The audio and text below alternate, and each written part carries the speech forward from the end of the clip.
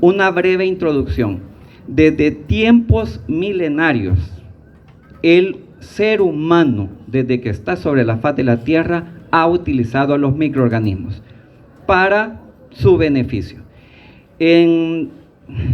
Tenemos que ser sinceros y decir que no todo este tiempo que los ha utilizado, ellos sabían, o sea, el humano sabía de la existencia de los microorganismos. Los utilizaba para hacer comida, pan, vino, lácteos, etc.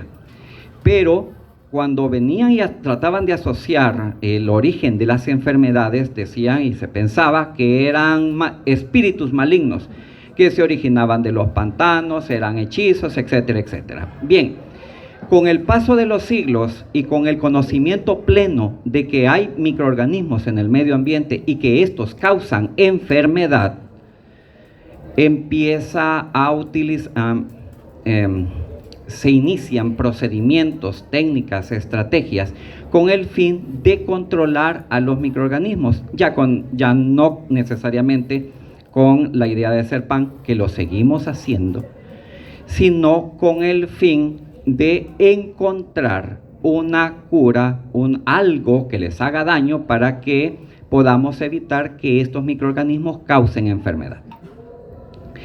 Así es como desde el conocimiento de que un hongo producía un antibiótico, la famosa penicilina, y que se creyó que ya estaba resuelto el problema de las infecciones bacterianas, hasta las producciones industriales de vacunas como las que espero yo que muchos de ustedes se hayan puesto con la recién finalizada pandemia, y es con la intención de recordarles que esta pandemia que acabamos de vivir, ustedes han vivido un momento histórico realmente, porque han vivido la última pandemia, la primera del siglo, y esperemos que sea bueno, yo ya no voy a ver otra, espero.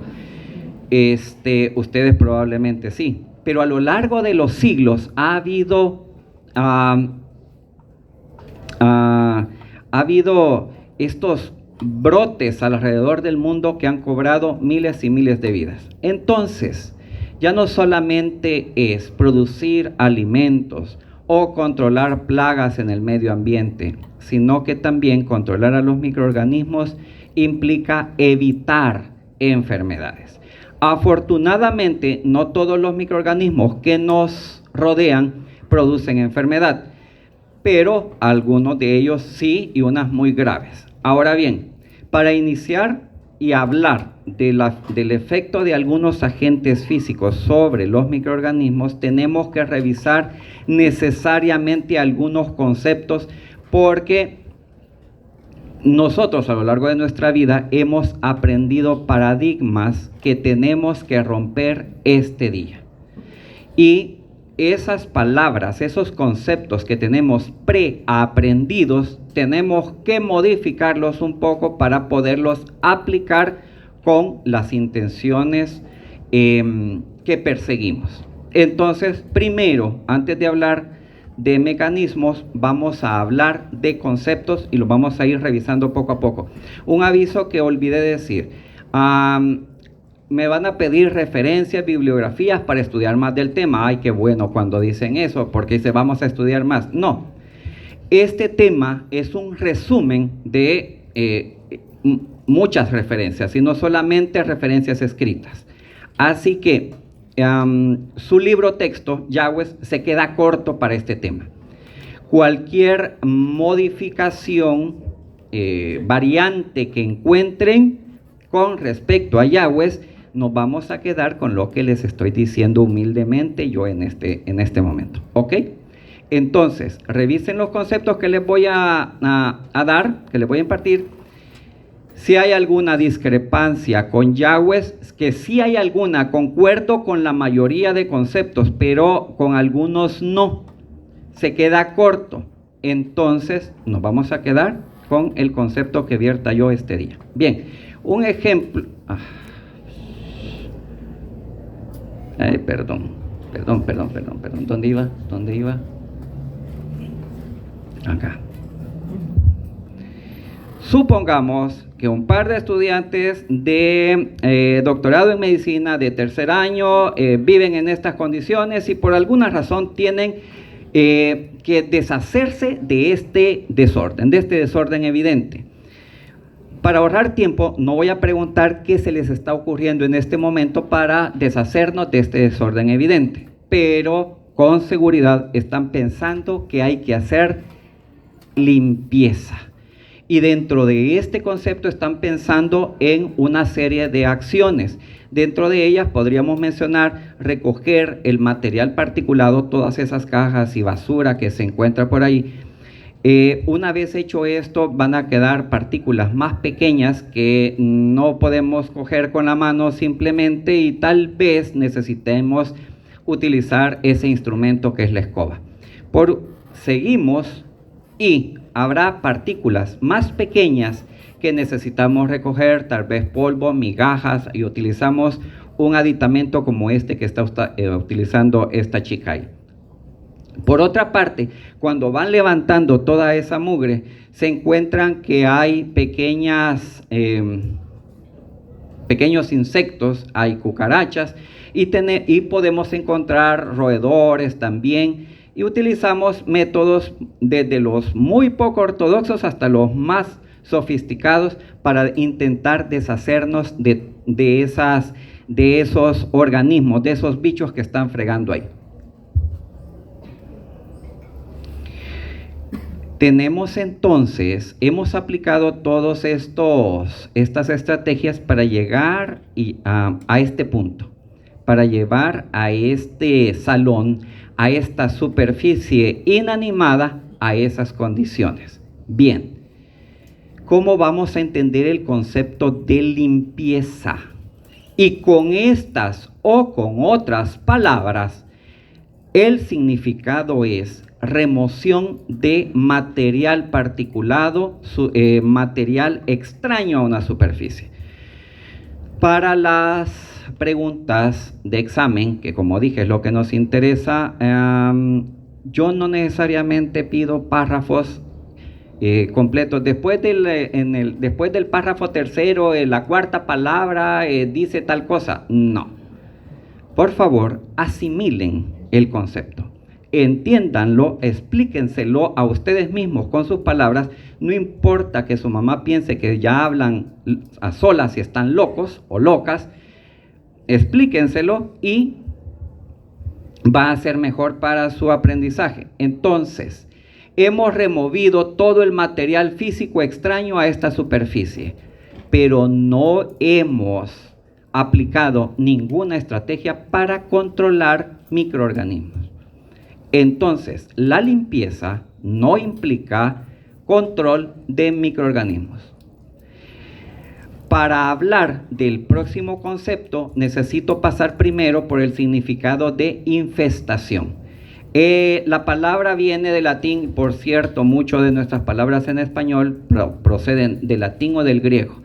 Por eso, para poder entender a veces el significado de una palabra compuesta, cuando hay prefijos, sufijos, agregados a sustantivos y adjetivos, es bueno conocer la etimología de la palabra. Entonces, infestación, del latín infestus, dañino, hostil. Presencia de una gran cantidad. Y la clave está ahí. Si pasó una cucaracha, no quiere decir que tenemos una plaga. Pero si nos metemos tal vez en el tragante, en las tuberías estas que están en la calle, ahí sí vamos a encontrar un montón y de seguro eso sí podemos llamarlo plaga o peste. Entonces, vamos a tener un lugar infestado, más tarde espero van a entender la diferencia entre este término y otro que se parece mucho, pero que son totalmente diferentes, espero yo. Entonces, vamos a entender infestado un lugar cuando haya una presencia de bastantes animales o roedores en ese lugar. En algunas referencias ustedes van a encontrar que el concepto se amplía y dice dentro o fuera de una superficie. Hay algunas consideraciones al respecto, pero para simplificar el uso del término, nos vamos a quedar como infestado cuando haya una cantidad grande, pero sobre una superficie, no dentro. Bien, una vez entendido infestación, ¿qué hacemos cuando aplicamos desinfestación? El prefijo des significa contra algo, opuesto. Entonces, por desinfestación vamos a denominar a todas aquellas acciones que pretenden la eliminación de animales o artrópodos pequeños, no dentro, sino sobre una superficie corporal o inanimada. A estas alturas, si bien es cierto, ustedes entenderán que una mosca o una cucaracha lleva microorganismos que pueden contaminar un alimento, por ejemplo, nosotros no estamos tomando ninguna acción directa contra esos microorganismos, sino contra la cucaracha o la rata que lleva esos microorganismos. Por lo tanto, si bien es cierto, hay cierto control indirecto cuando aplicamos el concepto de desinfestación. Estamos hablando de control, pero de roedores y de insectos. Por lo tanto, este término tampoco implica eliminación de microorganismos. Siguiendo a otro nivel el asunto de estos dos estudiantes que estaban en el chiquero, seguimos con otras acciones, como por ejemplo, aplicar lo que conocemos como desinfectantes. Vamos a poner el olor a vainilla, a fresa, a manzana. También vamos a lavar objetos que se encontraban en ese lugar. Cuando hablamos de lavar, necesariamente estamos hablando de la utilización de detergentes. También la ropa y luego cuando esas ropa principalmente, pero puede ser prácticamente cualquier objeto que hemos lavado, que le hemos aplicado desinfectantes o jabones, ¿qué hacemos? Lo ponemos a secar. ¿Por qué? El agua es un muy buen lugar, un muy buen ambiente para que proliferen microorganismos, y eso es lo que pretendemos hacer, eliminar microorganismos. Cuando estamos asoleando esa ropa, también estamos llevando a otro nivel el control de microorganismos, porque no solo estamos eliminando humedad, sino también estamos aplicando radiación. Y cuando hacemos eso, ¿qué se consigue? Más adelante se los explico. Bien, cuando aplicamos todo esto, ahora sí, estamos tratando de destruir microorganismos. Y todas estas acciones las podemos englobar dentro del término desinfección, distinto al anterior, porque la desinfección tiene que ver con la muerte, inhibición y o remoción de microorganismos. El primer paradigma que espero se haya roto es el término de limpieza. Hay que hacer limpieza, ¿y qué va a hacer? Trapear y aplicar desinfectante. No, limpieza es una cosa y desinfección es otra. Y eso la mayoría de nosotros pretendemos hacerlo con esos líquidos que venden, que por cierto son pura paja. Voy a tratar de dejarles claro en esta clase por qué. Solo llevan olor allí, entonces se siente que porque huele rico, ya está desinfectado y toda la cosa. Lo que estamos haciendo es exponiéndonos a cancerígenos, es la verdad. Bien, y probablemente no estemos logrando el control de microorganismos. Entonces, con la desinfección, otra palabra clave, y es que no se logra el 100% de la eliminación de microorganismos, y es que tampoco lo pretendemos, porque todo nuestro medio ambiente está lleno de microorganismos, pero no nos interesa y no nos conviene eliminar a todos los microorganismos. Lo que pretendemos es eliminar aquellos que tienen potencial patógeno, y eso sí, facilito, muerden el garrote. se los puedo asegurar. Entonces, cuando aplicamos desinfección, no pretendemos eliminar el 100% de los microorganismos, sino solo aquellos que tienen potencial patógeno. Y por supuesto lo podemos lograr a través de la aplicación de medios físicos y químicos. Estoy dando una, espero yo, breve introducción para llegar a la acción de los agentes físicos. Este término de desinfección viene de su otra contraparte en latín, que significa, bueno, tiene la misma etimología que la anterior, parecida: manchar, corromper, introducir. Cuando algo se infecta es porque ha habido invasión y, otra palabra clave, multiplicación. No solo es que llegó la bacteria, digamos que esto lo tenemos totalmente libre de microorganismos, llega una bacteria y se quedó ahí, y esto ya lo vamos a considerar infectado. Si esta bacteria llegó y proliferó y lo cubrió todo, entonces sí consideramos esto infectado. Entonces, hay palabras clave que no tenemos que olvidar para darle sentido al concepto. Bien, el cuarto anterior ya lo tenemos limpio y lo tenemos desinfectado.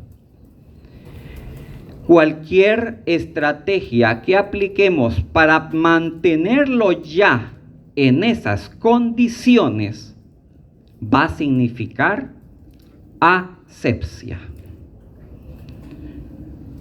¿Qué se les ocurre que pudiera hacer? Bueno, de pronto a mí se me ocurría cerrar las ventanas para que no entre polvo, poner una alfombra en la entrada para que se limpien los pies. Bueno, poner una cinta amarilla para que nadie entre, etcétera, etcétera. Entonces, todas esas medidas serían medidas asépticas. A es el prefijo que significa sin sepsis, sin putrefacción. Está limpio y libre de microorganismos y no queremos que llegue nada más a ese lugar. Hago la primera pausa comercial y pregunto, ¿me estoy dando a entender? Vale, ok. Seguimos. Ahora, hasta el momento yo he hablado de medidas para superficies inanimadas. Podemos aplicar estas medidas y o conceptos en superficies corporales. Tenemos a este estudiante de tercer año de doctorado en medicina, algunos problemas evidentes. Podemos llevar a este muchacho a que tenga esta otra presentación. Podemos aplicar los conceptos vertidos anteriormente en este programa y que no son responsabilidad exclusiva mía. Veamos: limpieza, remoción. Es el mismo concepto que ya habíamos visto. Remoción física de material extraño en una superficie. ¿Qué material extraño podrían encontrar aquí? Ropa sucia, costras. Tendríamos que, no sé, agarren una tijera, le cortan los pelos, etcétera, etcétera. Cualquiera de estas cosas que ustedes hagan implican limpieza, más no remoción de microorganismos. ¿Ok? Ya lo limpiamos, ya le raspamos las costras. Vamos. Les recuerdo que esto no implica remoción de microorganismos. Si es que cuando ustedes pensaron que podían limpiar a este estudiante, pensaron inmediatamente en meterlo en una piscina con agua y jabón.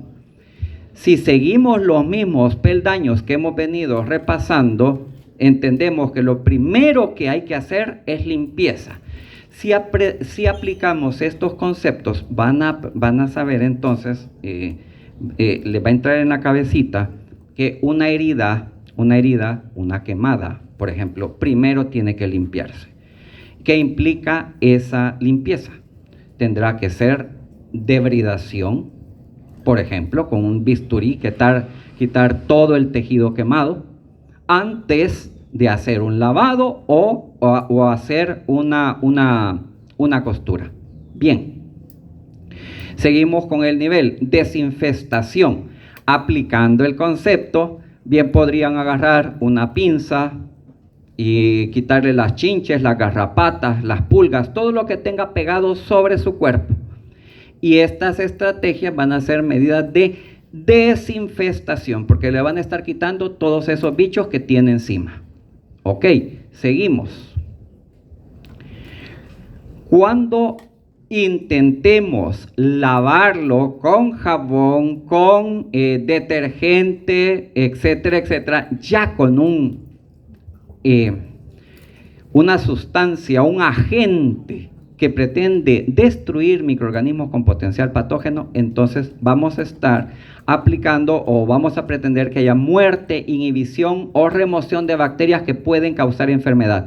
¿A alguno o alguna de ustedes les suena conocido ese concepto? Es exactamente el que veíamos anteriormente. El de, desinfección.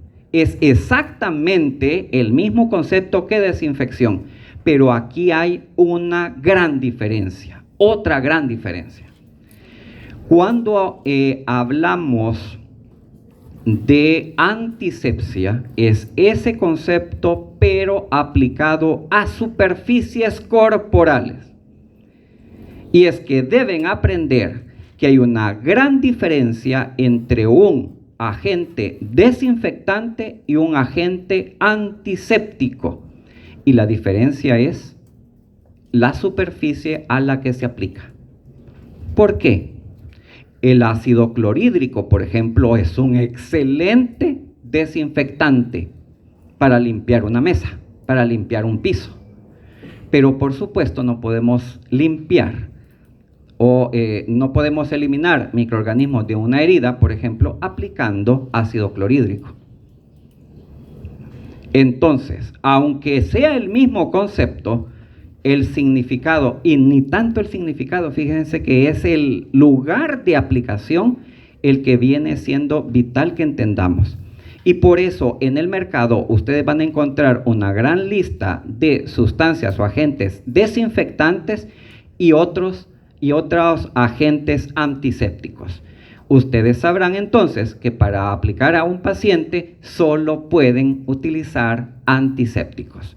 Partiendo de allí, y ahora con relación a la pandemia, un gran error de la prensa, del vulgo y también del personal de salud es utilizar mal estos conceptos.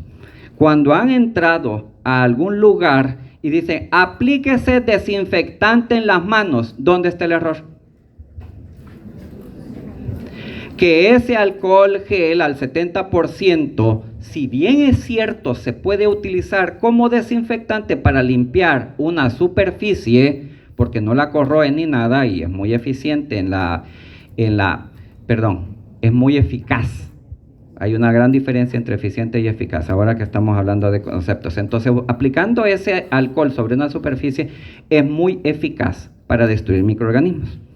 En ese momento, ese alcohol gel al 70%, ese etanol al 70%, lo estamos aplicando como desinfectante. Pero casualmente es muy buen antiséptico, porque no destruye membranas ni destruye tejidos. En ese sentido, en el momento en que nos lo aplicamos, no estamos desinfectándonos las manos, sino que estamos aplicando medidas antisépticas. Sí, es más confuso aplicar, me estoy antiseptizando las manos. No tenemos ese término en español, entonces es más fácil articular y decir me estoy desinfectando, pero si hacen eso, si después de esta clase siguen pensando igual, entonces todo este bla bla bla habrá servido para nada. ¿Ok? Entonces, ese etanol en sus manos, en la superficie corporal, es un antiséptico. Es un antiséptico. ¿Por qué? Porque para que un desinfectante sea antiséptico necesita tener toxicidad selectiva. Y esa toxicidad selectiva se refiere a que el agente que estamos aplicando, no el agente del microorganismo, sino la sustancia o el agente físico que estamos aplicando, debe destruir microorganismos, pero sin dañar tejidos o células humanas. Pero nada menos este fin de semana, llevando a mi chucho al veterinario, me doy cuenta que le dan las mismas medicinas que a mi mamá. Entonces, y sí, entonces no somos tan diferentes con otros animales, al menos con nuestros compañeros en casa. Por eso, haciendo un poco de justicia, aquí agreguemos tejidos y células humanas y de algunos otros animales. Y por último, podemos aplicar medidas asépticas en este estudiante, ya que lo tenemos así. ¿Podemos aplicar alguna medida aséptica? Ahora sí les voy a pasarla. Llevo un poquito de ventaja con respecto al tiempo, pero ¿a alguien se le ocurre cómo podríamos mantenerlo así? ¿Qué estrategia aplicarían? Algo, por más loca que se les ocurra. Ajá. Así lo mantendríamos a él aséptico. Lavarse las manos. O lavarnos nosotros las manos cuando lo toquemos a él. Bueno, más de alguna señorita o señor también querría tocarlo a él. ¿Qué le ocurre? ¿Ah? Eso fue lo primero que se me ocurrió a mí. Meterlo en una bolsa y hacerle un moño y cerrarlo. Sin pensar en las consecuencias, por supuesto, de que se va a ahogar. Pero, ¿qué piensan que va a pasar encerrado en esa bolsa? Va a sudar, se va a cagar y se va a perder la condición de limpieza. Y con esto quiero recalcar que las medidas asépticas en tejidos o en seres vivos no son duraderas. Si ustedes limpian y desinfectan esta cosa y lo meten en un recipiente cerrado, lo podrían meter en una cápsula del tiempo y estaría así en las mismas condiciones de aquí a 90 años. Pero no es lo mismo aplicar medidas asépticas a una superficie inanimada que a una corporal. Entonces, esto aplicado a la vida diaria, como ya algo más realista, si ustedes limpian y aplican antisepsia a esa quemadura, a ese raspón, y aplican un apósito encima para mantenerla libre de la llegada de microorganismos, forzosamente va a haber, por microorganismos que están cerca, como miembros de la flora normal, va a haber proliferación de otros microorganismos, y ese apósito forzosamente lo van a tener que cambiar. Así que una medida aséptica en una superficie corporal no es permanente, o sea, no tiene un efecto permanente. Siguiendo un poco de nivel, subiendo varios escalones en el nivel, para hablar de otro concepto, menciono el de esterilización. Y aquí sí, con la esterilización hemos logrado el 100% de destrucción de cualquier tipo de microorganismo con potencial patógeno o no. Esa sustancia, esa superficie va a estar libre completamente de cualquier célula viva. Y aquí viene otro juego de palabras, si ustedes lo quieren ver así, que nos puede dar cierto grado de confusión si no rompemos los paradigmas preaprendidos. Es fácil entender que una bacteria, si le meten un cohete adentro y explota, la destruye completamente en pedacitos y ya de esa bacteria no quedó nada, la destruimos. Ok, esa parte creo que sí la entendemos. Pero ¿cómo vamos a tener una bacteria muerta si yo la veo que se está moviendo, que está enterita y se está moviendo? Vamos a entender por muerte celular a aquella bacteria, vamos a entender como que una bacteria, está muerta si esa bacteria, aún conservando su forma y aún manteniendo activo su equipo enzimático, o sea, sigue produciendo cosas, pero la vamos a considerar muerta sí ha perdido su capacidad para reproducirse. Y esto se logra si el ADN está dañado. Eventualmente, y su libro de Yahweh dice, y otras referencias hablan también de que eventualmente esta bacteria muerta, entre comillas, puede recuperar su viabilidad si se le coloca en un medio líquido, se le dan las circunstancias, se le da sopita de pollo para que se vaya recuperando, para que tenga oportunidad de restablecer su ADN. Probablemente la próxima generación de bacterias sea muy escasa y todavía tengan algún grado de daño, pero como esta bacteria se va reproduciendo cíclicamente, probablemente las próximas generaciones sean más abundantes y tengan la misma carga genética que la bacteria que les dio origen. Entonces, esta bacteria, bajo ciertas condiciones de laboratorio, puede recuperar su viabilidad. Normalmente esto no sucede en organismos vivos, en modelos vivos. Esto no sucede así.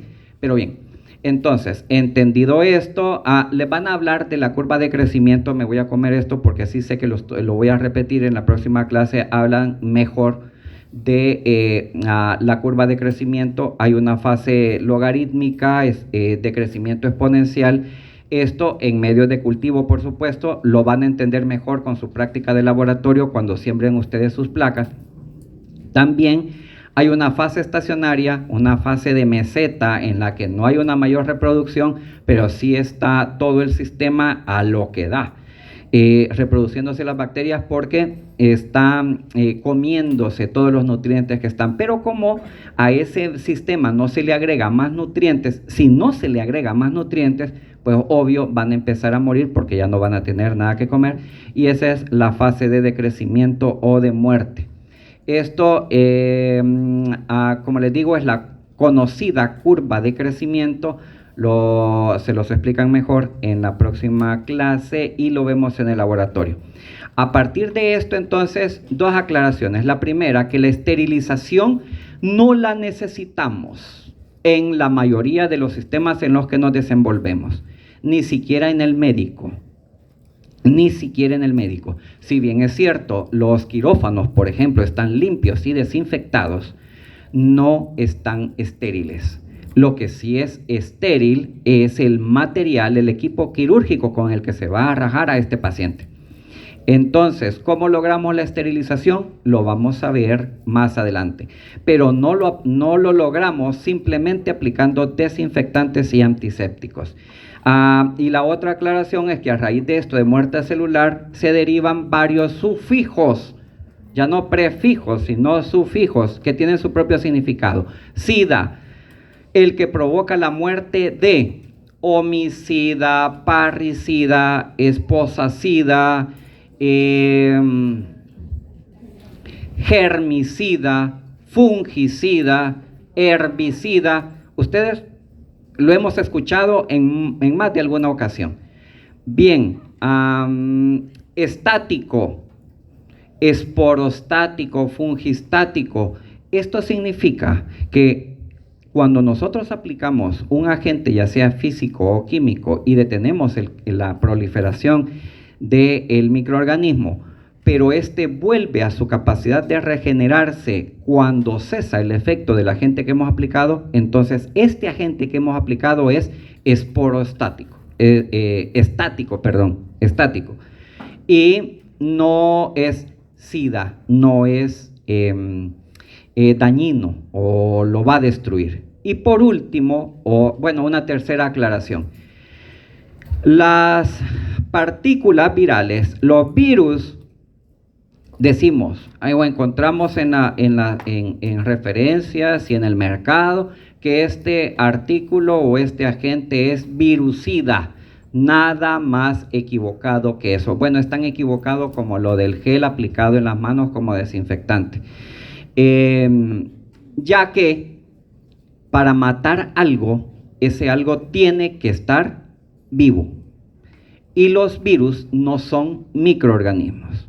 Los virus son partículas de proteínas y ácido nucleico, algún ácido nucleico.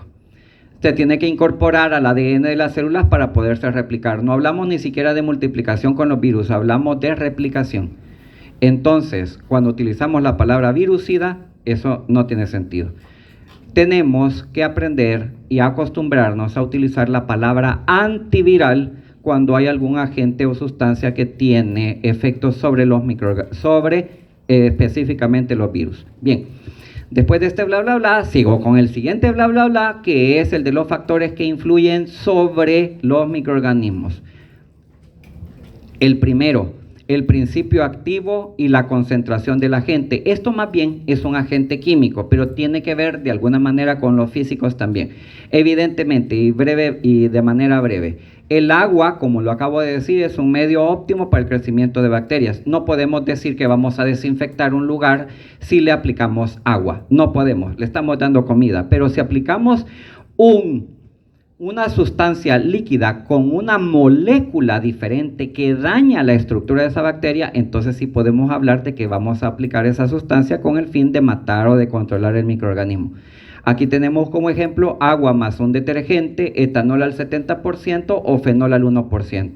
Comparando las curvas de decrecimiento de la población bacteriana hipotética, tenemos que el fenol al 1%, siendo más diluido, o sea, menos concentrado que el etanol al 70%, en menos tiempo es capaz de llevar a cero la población bacteriana, porque su principio activo es más eficaz.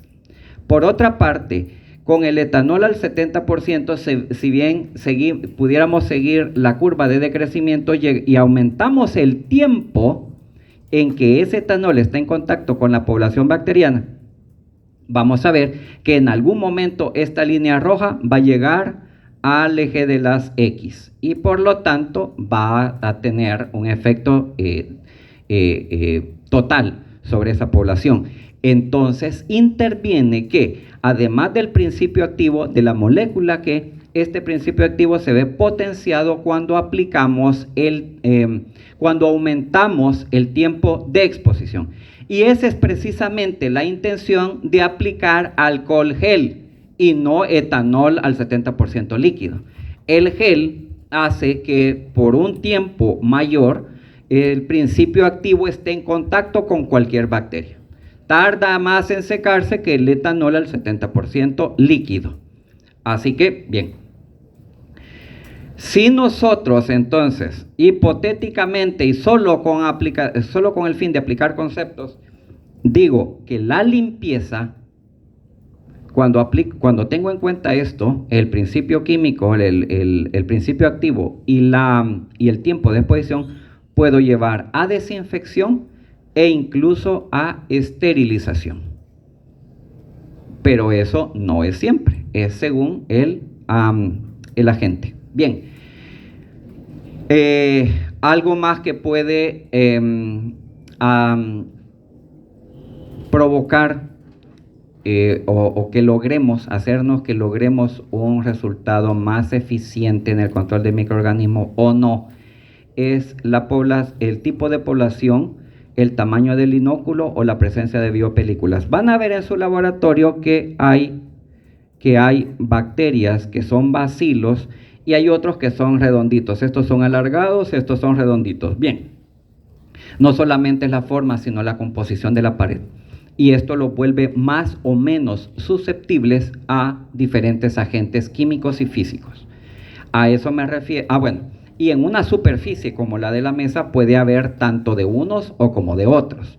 Nos vamos a tardar más desinfectando esa mesa si aplicamos solamente un desinfectante. Por eso la mayoría de los desinfectantes que promocionan como que eliminan el 99.9% de todos los microorganismos son una mezcla de desinfectantes, de principios químicos, precisamente para que unos vayan en contra de esto y otros vayan en contra de. El tamaño del inóculo, si hay demasiado, el inóculo es el chipuste de bacterias. Si hay más, nos vamos a tardar más. Si hay menos, nos vamos a tardar menos desinfectando eso. Es como, me lo imagino como pelar una cebolla. Tenemos que agregar suficiente desinfectante para ir quitando de esa población bacteriana que sería la cebolla todas y cada una de las capas y llegar hasta el centro. Esto es difícil cuando existen biopelículas. también se los van a explicar y tengo que ahorrar tiempo porque, como dije al principio, el tema es un poco largo y trato de ir un poco a la carrera. La constitución genética, este es un ejemplo de pared bacteriana. Esta pared bacteriana es diferente dependiendo de los grupos. Hay unas que son más complejas, tienen lípidos y ceras en su superficie y es evidente, es obvio pensar, lógico pensar que nos va a costar más destruirlas que una que tiene una pared más simple. Por otra parte, las esporas bacterianas.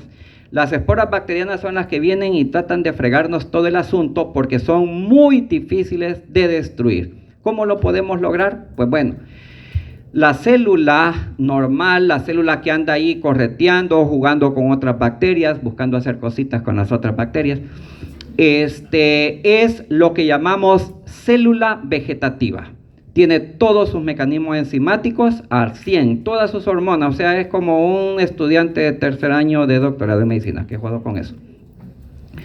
Pero cuando las condiciones del medio ambiente son adversas y dispone formar una espora, esta espora es multiresistente a un montón de cosas. Entonces no es lo mismo que tratemos de aplicar desinfectantes o antisépticos para luchar contra una célula en estado vegetativo que contra sus respectivas esporas.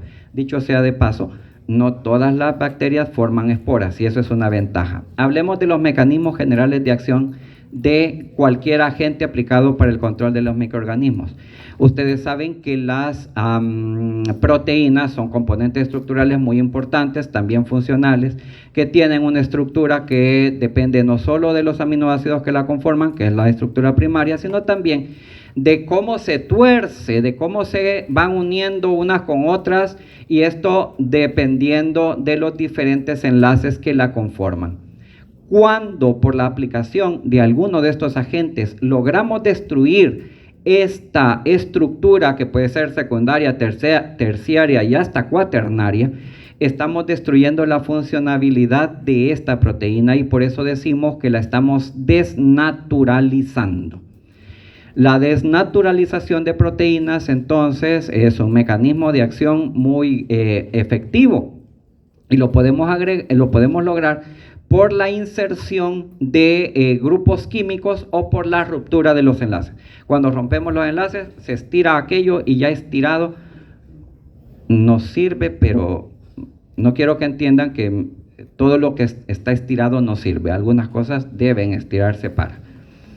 Bien, cuando ingresamos moléculas de oxígeno a estos enlaces, estamos oxidando la proteína y casi que cualquier sustancia. Entonces la oxidación es un mecanismo abundante y omnipresente como efecto de la aplicación de algún agente y se refiere a la adición de moléculas de oxígeno. También podemos romper las proteínas también se pueden romper las proteínas transmembrana que sirven como canales, ustedes lo saben. También podemos romper la membrana lipídica. Acuérdense de aquel el ejemplo del mosaico fluido, la porción ay Dios. Ya cuando se llega a cierta edad se tienen algunas lagunas mentales. La porción grasa y la porción, ay Dios. Sí, pero la parte que está, las cabezas globulares de grasa, la que está hacia la superficie. Las porciones hidrofóbicas y las porciones hidrofílicas, gracias. Entonces, cuando se disuelven las porciones hidrofílicas, pues se está destruyendo la membrana, se destruye todo y amén. Entonces, esta es básicamente la acción de los detergentes. Se puede mantener la integridad de la membrana, pero no así el transporte y la señalización celular a través de las proteínas transmembrana, y entonces es como que la bacteria o el microorganismo esté muerto. Cuando se daña el ADN, básicamente se puede alterar de dos maneras. Lo cortamos tanto transversal como longitudinalmente, y también podemos hacer como efecto de un agente físico o químico que las bases púricas y pirimídicas que normalmente tienen que estar unidas para darle forma a esa doble hélice se unan de manera equivocada. Una base púrica con otra base púrica y una pirimídica con otra pirimídica. Y esto le va a dar, ya no va a haber lectura de ese ADN de manera normal. Esto no se va a poder reproducir y aunque lo intente, no va a generar una célula viable. O sea, cuando dañamos el ADN, además del ejemplo que les mencionaba anteriormente, pues la consecuencia es esta. Bien, 15 minutos ahora para hablar de la clase. No, también era objetivo de la clase hablar de todos los conceptos que hemos tratado de revisar. ¿Y cómo aplicamos los agentes físicos? La primera forma es a través de la aplicación de temperatura y esto lo podemos hacer de varias maneras. La primera es con calor húmedo. Dentro del calor húmedo, varios ejemplos. El primero, el agua hirviendo es el método más barato, más popular, más eficaz para desinfectar. Pero aquí espero que entonces se entienda la diferencia con antiséptico porque no podemos aplicar agua hirviendo sobre la piel para limpiarla. Bueno, sí podemos, solo se le echamos encima, pero los efectos van a ser totalmente dañinos, totalmente dañinos. Entonces, ven, empezamos y eso espero que se vea la diferencia entre antiséptico y desinfectante. Ahora bien, el agua hirviendo, si bien tiene otra ventaja, es que es un muy buen desinfectante porque mata cualquier célula con potencial patógeno. Y es que todas las bacterias con potencial patógeno, afortunadamente, son del grupo mesófilas. ¿Qué significa eso? Se lo voy a dejar de tarea. Entonces, al ser mesófilas, mueren a una temperatura cercana o entre el rango de 60 a 70 grados centígrados. Ahora bien, por eso se considera muy buen desinfectante, pero tiene la desventaja de que no esteriliza. Y es que las esporas bacterianas necesitan una temperatura de 121 grados para poderse destruir. ¿Y a qué temperatura es el máximo que puede llegar el agua hirviendo? 100 grados. El mecanismo de acción es a través de la coagulación de proteínas. Veamos otra forma de aplicar calor húmedo. Esta sí ya es menos popular, la ocupamos en los laboratorios, pueden pasar al preparador, es la sección que así le llamamos, donde tenemos nuestros autoclaves. Los autoclaves fueron inventados en el siglo de oro de la microbiología, ese siglo en el que se inventaron la mayoría de los equipos que seguimos utilizando y de medios de cultivo que seguimos utilizando.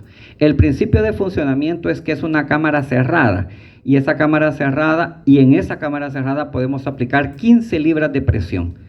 Además, el agua, cuando sube la temperatura hasta los 121 grados, hierve, por supuesto, pero no se consume. Como es una cámara cerrada y esa temperatura hace que el agua se convierta en vapor de agua muy activo. Las moléculas de vapor de agua son muy eficientes, altamente eficientes para llegar a cualquier lugar de lo que estemos tratando de esterilizar, y es muy eficaz porque mata todo a esa temperatura. Entonces, la ventaja del autoclave es que sí esteriliza, pero por supuesto se necesitan de condiciones, es más caro, es un equipo que necesita instalación, etcétera, etcétera. A través de la aplicación de esta temperatura por un mínimo de 15 minutos, desnaturalizamos proteínas, pero también aquí si se rompe ADN y si se rompe pared, prácticamente estamos destruyendo y dejando sin viabilidad cualquier microorganismo que se encuentre por ahí. Ustedes van a ver en su práctica de laboratorio que se les van a entregar paquetes con un pedacito de tirro que tiene una rayita negra. Este es un tirro especial, es un indicador de esterilidad. La rayita originalmente blanca, pero cuando se alcanza la temperatura de 121 grados centígrados se vuelve negra. Y mientras ese paquete que se les entrega está abierto, está cerrado, se considera todo lo que esté adentro estéril. Otra forma de aplicar el calor húmedo es la tindalización. Algunos medios de cultivo, como por ejemplo el agar Lowenstein-Jensen, que se utiliza para el cultivo de Mycobacterium tuberculosis y otras bacterias, micobacterias, tiene como base huevos enteros de gallina. Si se aplicara la esterilización en autoclave, se perderían las propiedades organolépticas del huevo como nutriente, de tal manera que se ha inventado este método para esterilizar. Una vez preparados los medios de cultivo, se incuban a 90 grados centígrados. Cualquier célula vegetativa que esté allí en el tubo va a morir a esta temperatura. ¿Por qué? Porque son bacterias mesófilas. ¿Y qué son las bacterias mesófilas? Espero ya lo tengan en el chip.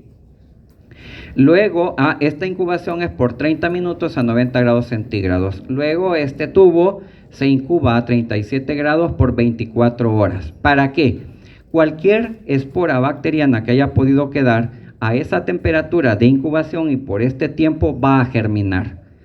Cuando germina, al día siguiente venimos y la acorralamos con otro ciclo de incubación a 90 grados centígrados por 30 minutos. ¿Qué va a hacer esto? Matar cualquier célula vegetativa.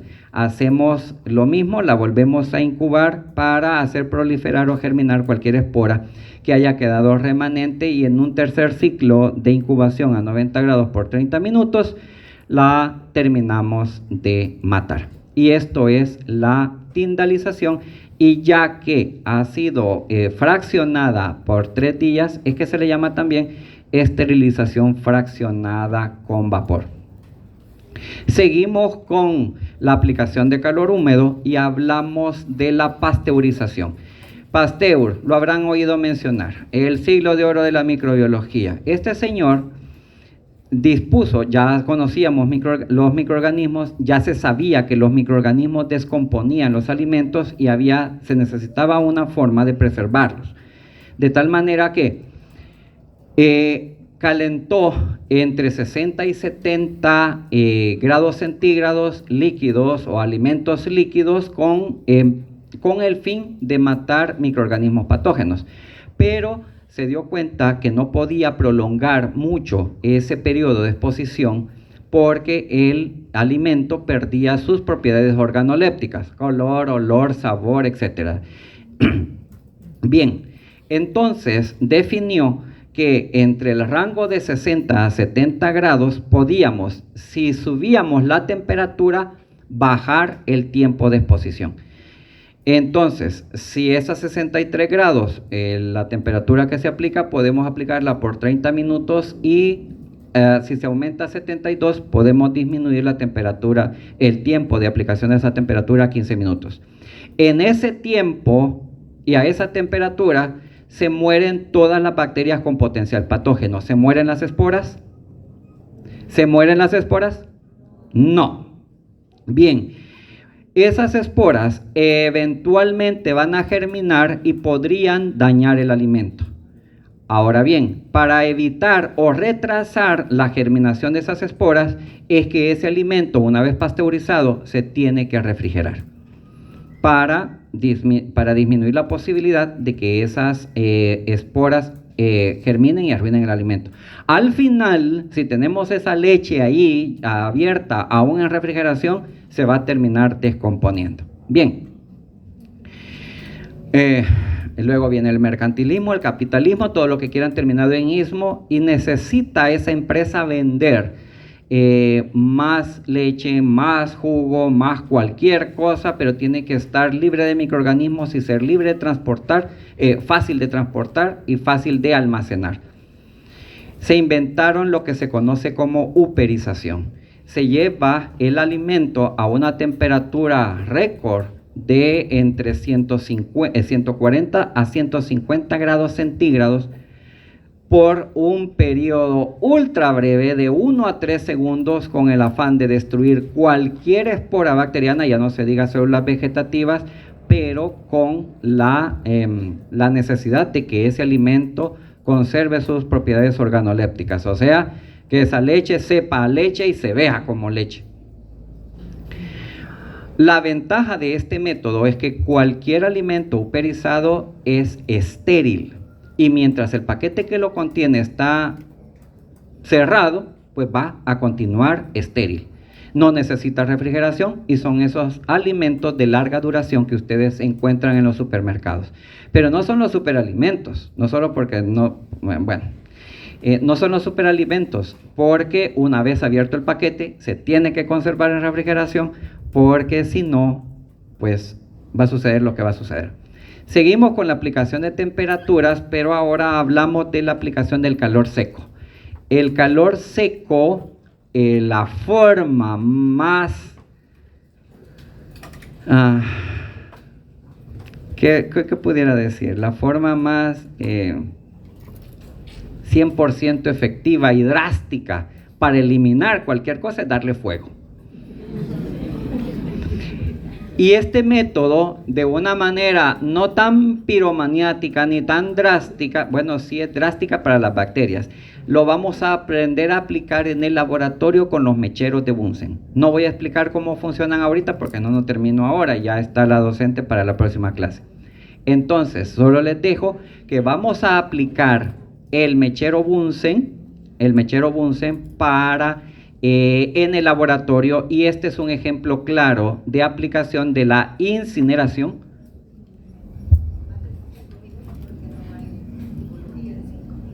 Vaya, gracias. Tengo 5 minutos más.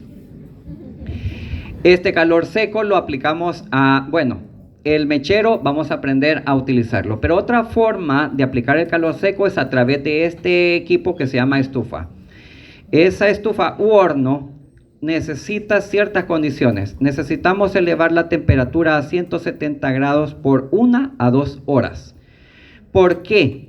Porque si es más alta la temperatura que en el autoclave, necesitamos más tiempo para destruir. ¿A alguien se le ocurre? Cualquier cosa.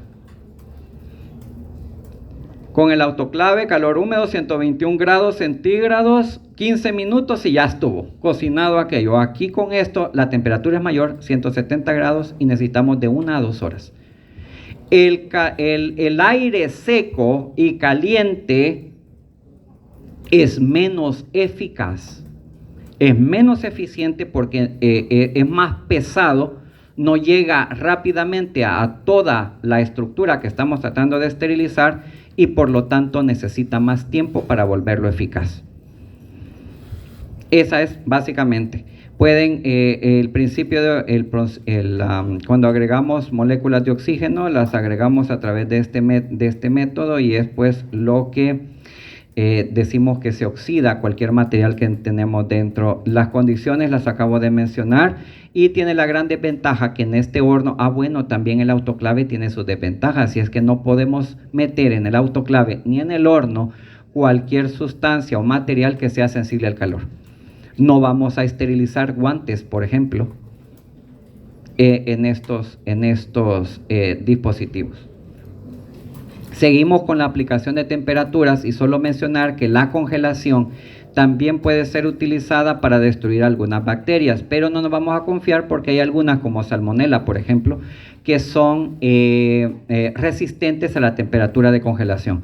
Lo que definitivamente sí sirve contra, la temperatura de congelación, contra lo que sí sirve o es eficiente es contra cualquier estructura de metazoarios. Se han oído hablar de cisticercos, se han oído hablar también de quistes de toxoplasma. Todo eso se muere en temperatura de congelación. La criocongelación, lo pongo acá solamente como un ejemplo para contrastar significados, y la criocongelación no nos sirve para destruir bacterias, sino más bien para mantenerlas en un estado inactivo pero viable. Bajo ciertas condiciones podemos recuperar a estas bacterias una vez criocongeladas, pero esto no lo logramos con la temperatura en nuestros refrigeradores comunes y normales.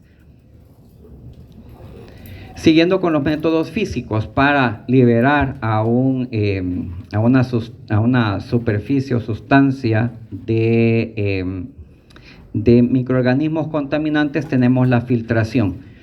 En este dispositivo, a través de presión, hacemos pasar este líquido de este matraz hasta este otro recipiente cerrado. En esta parte encontramos una membrana de nitrocelulosa a través de la cual, de la misma manera que hacemos pasar un fresco, por ejemplo, o una sopa a través de un colador, estamos haciendo pasar las bacterias. Ese papel de nitrocelulosa o esa membrana de nitrocelulosa tiene un poro muy pequeño que deja pasar el líquido, no así las bacterias. Cuando hacemos una microfotografía de ese papel, podemos ver algo parecido a esto. Las bacterias pegadas en la superficie de ese papel de nitrocelulosa, y hemos filtrado y liberado de microorganismos esta sustancia.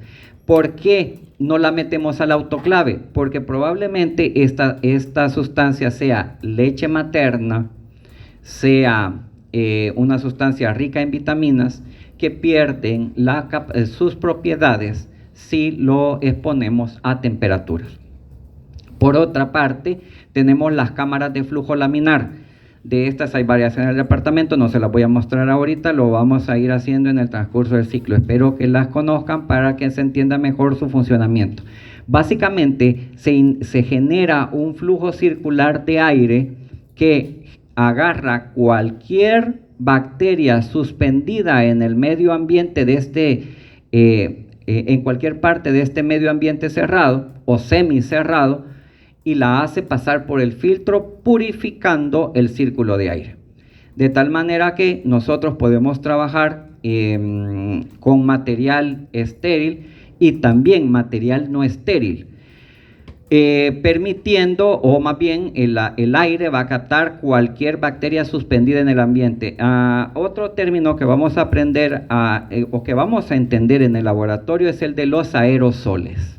Los aerosoles, aunque no lo crean, cuando destapamos un tubo de medio de cultivo con bacterias, al destaparlo se genera una corriente de aire que para las bacterias es como un huracán.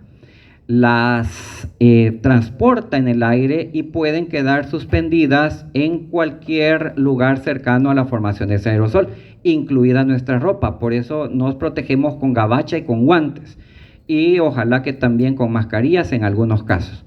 Entonces, cuando estamos trabajando con material microbiológico, se generan esos aerosoles y puede pasar bacterias suspendidas en el aire de una placa a otra y contaminar. Con las cámaras de flujo laminar eliminamos esa posibilidad. Tengo todavía 2 minutos de los 5 que gentilmente la licenciada me...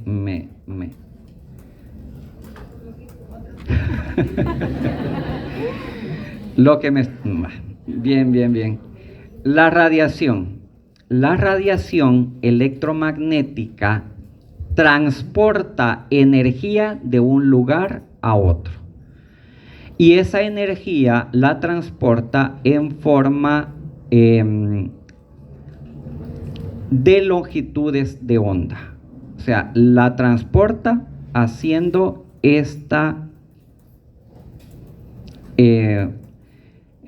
esto, longitudes de onda. La longitud de onda se mide desde desde esta cresta hasta la siguiente cresta. Bien, esa longitud de onda, ustedes saben que dependiendo del tipo de radiación puede medir nanómetros o hasta kilómetros. Dentro de esas radiaciones que pueden medir kilómetros tenemos las ondas de radio y las ondas de televisión. Por supuesto, ustedes ya no conocen las antenas que se utilizaban antes vean los picapiedra. Ahí pueden ver cómo funcionaba la cuestión de las antenas. Se tenía que poner en posición para poder captar esa señal. Ahora con la fibra óptica y los métodos más sofisticados no necesitamos eso. Pero las ondas de radio también tienen una longitud de onda muy larga. Bien, en este pedazo en este pedazo, en este segmento, tenemos la luz visible, el espectro de luz visible y los colores que la conforman y cómo se descompone y el tamaño de esa longitud de onda. Bien, tenemos dos tipos de radiación: la radiación ondulatoria y la radiación corpuscular. La radiación ondulatoria, como ejemplos tenemos las señales de radio, lo que acabo de mencionar, las señales de radio, de televisión y también la radiación solar. No tiene carácter ionizante. ¿A qué me refiero? Lo explico ahora en esta otra parte. Por otra parte tenemos la radiación corpuscular. Como ejemplo de ella tenemos a los rayos gamma, a los rayos X, y estos rayos provienen de una fuente radioactiva. Tenemos isótopos radioactivos que pueden ser fuentes de este tipo de radiación, pero también tenemos a la radiación solar. Y estas tienen carácter ionizante. ¿A qué me refiero con carácter entonces ionizante? Se desequilibra una molécula, un compuesto de la membrana o del ADN, que como ustedes saben, para mantenerse estables necesitan equilibrar su carga. Cuando esta molécula pierde un electrón, se vuelve activa como un radical libre, tratando de coger un electrón de una superficie o de la molécula contigua. Esto genera una reacción en cadena que desequilibra la macromolécula en la cual se está dando este efecto. Cuando se da este efecto, decimos que tiene carácter ionizante y son radiaciones que a la larga en tejidos vivos pueden producir cáncer por inducción a la célula a que se reproduzca de una manera no controlada. Las radiaciones que tienen una mayor longitud de onda no tienen ese carácter ionizante, de tal manera que son no ionizantes y no tienen un potencial dañino para nosotros. La radiación, algo que no dije del anterior, es que en este espectro de luz visible, que va desde los 800 nanómetros hasta los 380 más o menos, tenemos en un extremo los rayos infrarrojos y tenemos en el otro, en el de menor longitud de onda, los rayos ultravioleta. Ahora sí, estos rayos ultravioleta que van de 380 nanómetros de longitud de onda para abajo los podemos dividir en tres categorías: la luz ultravioleta A, la B y la C. Tienen estas diferentes rangos de longitud de onda. Me voy a referir a la C, que es la de longitud de onda más corta, o sea, va más rápido, va mucho más rápido. Y esta puede, aunque acabo de decir que su fuente es la luz solar y tiene carácter no ionizante, puede llegar, si aumentamos la exposición a esta VC, puede llegar a tener carácter ionizante. En el buen sentido de la expresión, nos sirve para desinfectar la ropa expuesta al sol. Una desventaja de este tipo de luz ultravioleta, de la C, es que no traspasa materiales. Así que, si queremos secar bien, pero no solo liberar del agua esta ropa mojada, sino también de las bacterias, una vez que un lado está seco, tenemos que darle vuelta a la ropa. Las viejitas eran inteligentes. Por eso dicen, esta ropa está mal secada, porque no le dieron vuelta. ¿Y para qué le vamos a dar vuelta? Ahora entendemos para qué. En el mal sentido de esta situación es que si nosotros nos exponemos frecuentemente a la radiación UVC, podemos generar, y de hecho la luz solar es un fuerte factor asociado al aparecimiento de melanoma, que es un tipo de cáncer en piel. Bien. Para terminar, hay otros métodos como la desecación, la liofilización, que esto lo que pretenden es extraer humedad no solo nos sirve para preparar alimentos, sino también para producir cultivos bacterianos en masa. Y gracias.